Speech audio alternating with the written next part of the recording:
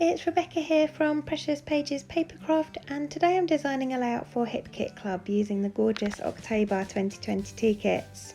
And I'm also going to be using one of the exclusive subscriber cut files. It's called Thankful Vibes and you get 3 parts to it. So you get the words thankful and vibes and also this lovely pumpkin. And I'm a bit of a sucker for pumpkins, so this one really spoke to me when I was trying to choose which cut file to use. And I've cut my pumpkin from one of the patterned papers. It's kind of like a tealy coloured paper. And I've also cut the internal parts again using one of the other exclusive papers. It's a lovely orange, deep orange colour. So those are the 2 colours I'm going to focus on this layout. And the word vibes I've cut from white cardstock, and I'm using some of my Catherine Pooler design ink pads to colour this with a blending brush, and they're from previous colour kits. I think the orange one is called Tiki Torch, and I have a feeling this greeny coloured one is called Seafoam, and it wasn't quite blue enough for, I was trying to match the patterned paper that I've cut my outside of my pumpkin from. It wasn't quite blue enough, so I'm going to go over with these 2 colours first, kind of blending them in the middle, and then I'm going to come in with an older ink pad, I think from the August 2020 colour kit, and this is a much richer blue colour, and I think it's called Something Borrowed. So I'm going over with that, and it's given me a much closer match to that patterned paper. And I've coloured both the internal and external parts of this cut file. I'm actually going to keep them together. Normally I would stick one part down flat and raise another up on foam, but for this I wanted it together, and I could have taken the internal parts out, but I wanted to have the lines of the letters to make it easier to read. So I've literally just lifted it off my mat. It's just a few little internal parts that my machine hasn't cut quite perfectly.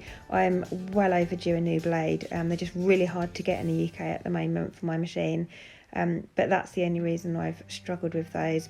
But yeah, so I'm going to keep those parts together, and I'm going to stick them to my layout with my pumpkin to the left and then my photo kind of sitting behind it.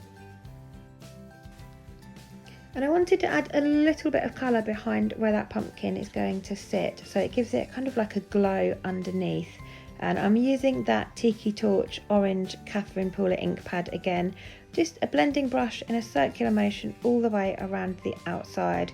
And had I thought about this in advance, I would have coloured the inside bit as well, because when I stick these internal parts of the cut file back in, I'm actually going to stitch down the centre of each part with my machine, and then raise the edges up and kind of bend them up and distress them a little bit to give that pumpkin a lot of dimension and texture.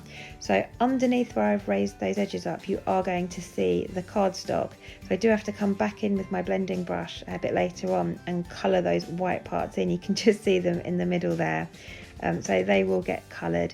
But yeah, I absolutely love using machine stitching on my layouts. It's a fantastic way to add some texture and a bit more interest. And it just allows me to have a really nice line down the centre of those parts. I could have used double-sided tape, but it wouldn't have given me such a nice crisp bend in the centre. And you'll see kind of what I mean in a minute when I do raise those edges up. It's just perfect having the machine stitching, keeping them in place in the centre. I'm sticking this cut file down flat to the external part, and I've just used a little bit of tacky wet glue behind that, and that's stuck down perfectly. And now I can, now here's where I decide I need to colour those middle bits in. So like I said, could have done that before, but I've just added a little bit of colour now. And I'm folding these bits in half just to see how this will look. And on this one I do put a little bit of tape in place just to hold it there so that I can run it through my machine. But then when I come to bend the edges up, it's just not giving me that kind of look I was going for. So with the other bits I do just hold them in place and run them through my machine. And I will skip through the video at this point because it's very boring looking at the top of my sewing machine. But I've got orange thread in my machine there, and I'm just stitching one straight line down the centre of each of those pumpkin sections to hold them in place.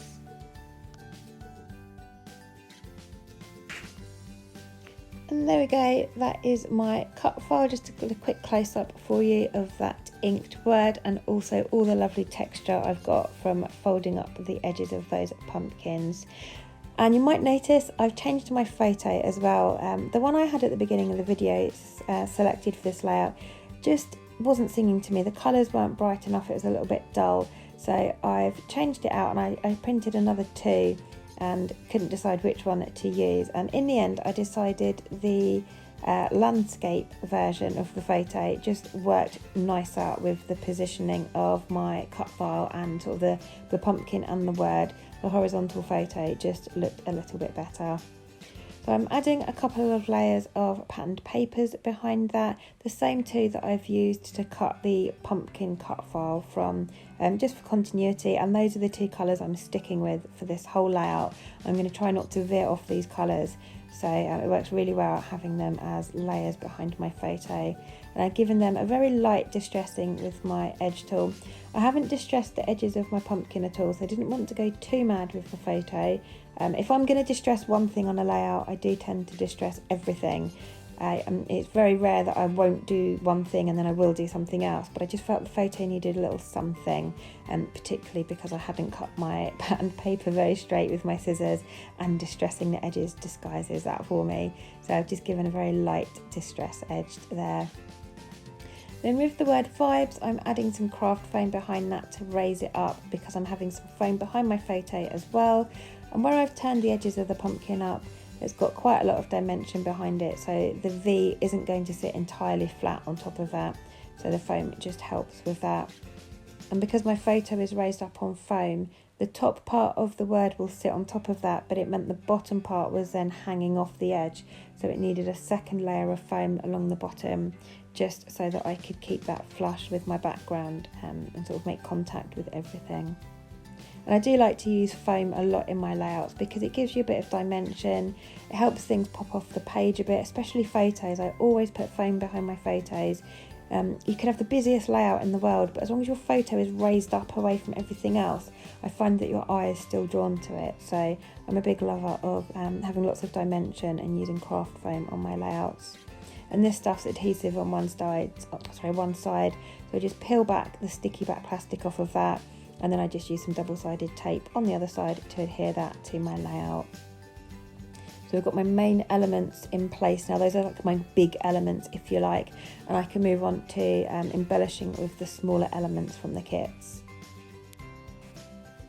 And these are the alphabet stickers we get in the main kit. We get two different types this month, which I really love. We get a larger font and then a smaller navy blue lettering.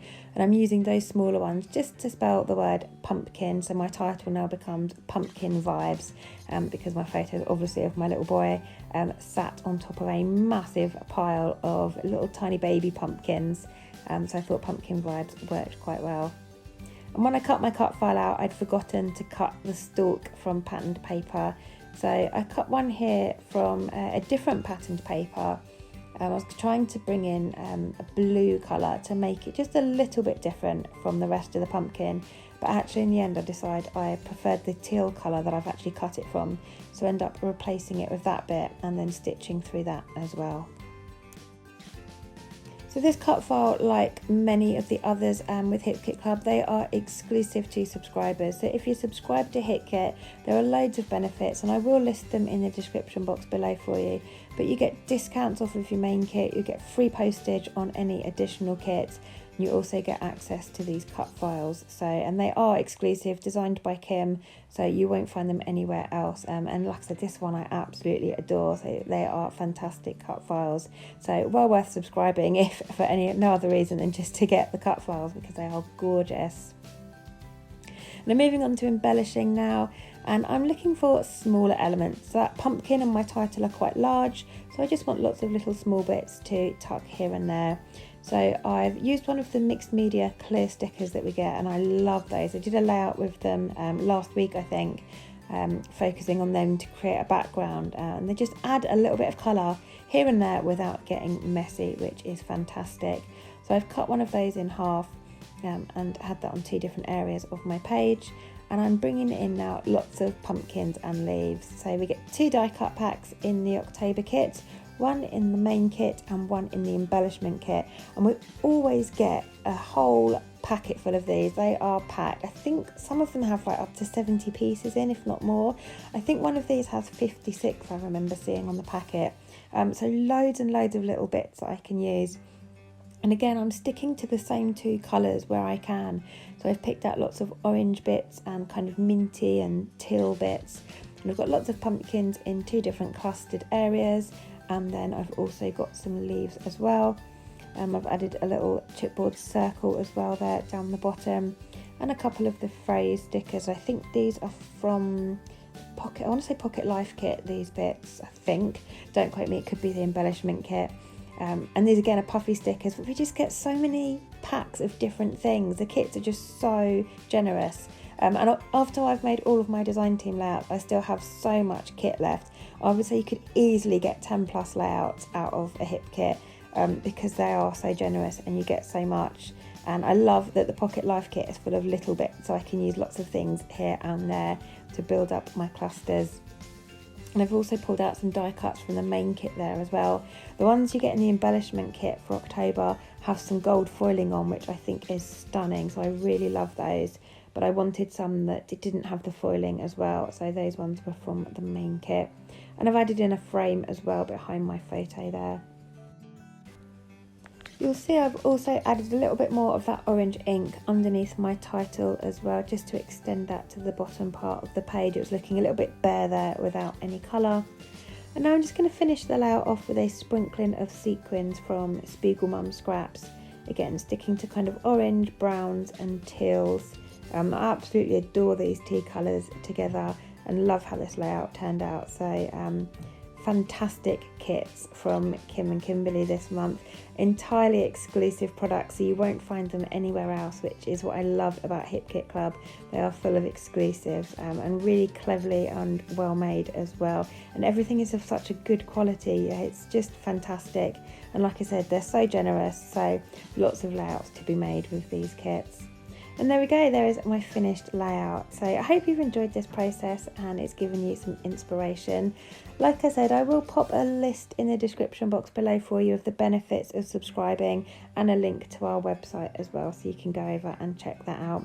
And if you're not a member of our Facebook group, do head on over and join the Hip Kit Club group. It's a bit of a mouthful, on Facebook for loads of inspiration and chats.